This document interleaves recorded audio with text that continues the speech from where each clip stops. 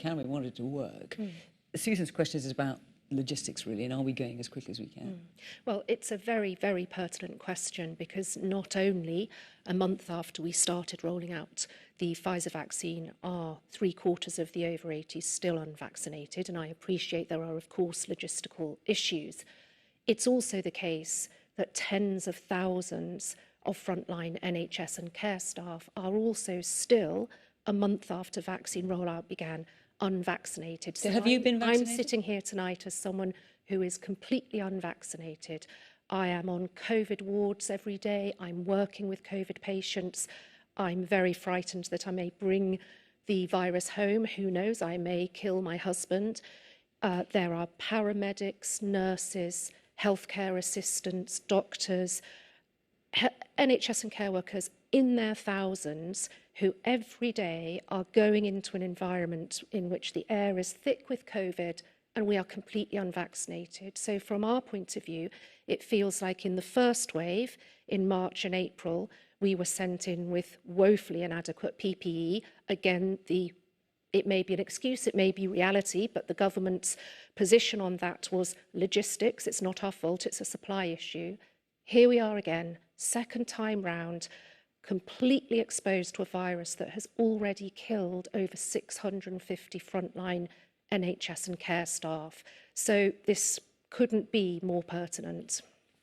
Which is why it's so important, actually, to make sure that front. So you will know, Mark. Mark. Follow on from that point about disappointment. Sorry, very briefly, because there are other questions we need to get in. Unfortunately, there has been a recurring theme throughout this pandemic of the government, particularly Boris Johnson, over-promising and under-delivering. But this is the NHS plan. No, this is the NHS plan. The NHS is not responsible for Boris Johnson's rhetoric, world-beating, moonshots. Now, on Monday, he looked the nation in the eye and said that his target, which he would deliver, would be 13.9 million vaccines by the middle of February. This morning, when you were challenged on that question, you said that you wouldn't bandy around random numbers. The problem is, your Prime Minister did that 48 hours earlier, and at the time, I'm on record as saying on proving to anybody that there seems to be an increasing, very vocal minority in Britain at the moment who seems to think that somehow if a human being in British society is above a certain age or has medical comorbidities, which might be something as minor as eczema or asthma, then somehow their life is expendable. It doesn't mean anything. It's not worth fighting to save. And I, as a doctor, think that is a reprehensible position because it divides British society into two tiers. The tier of people we say are worth saving and the tier who we can just do without and expend. So I'm really, really sorry that you are one of the tens of thousands of people who have been through that.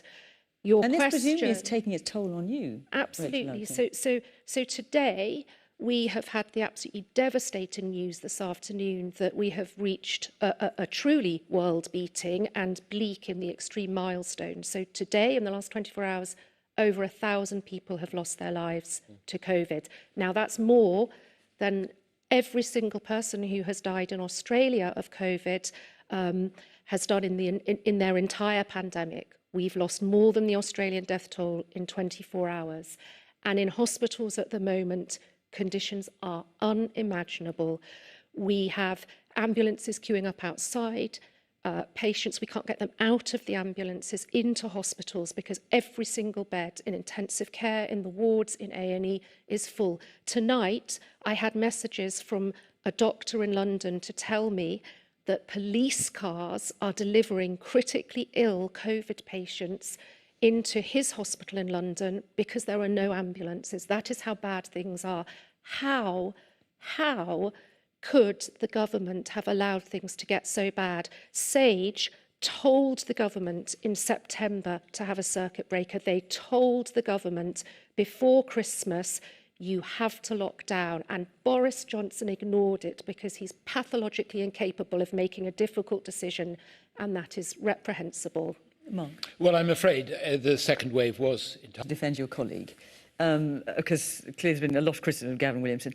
What was that about, really? Deciding, saying on Sunday, schools are absolutely safe, in the kids go on Monday, and by the end of Monday saying, oh, hang on,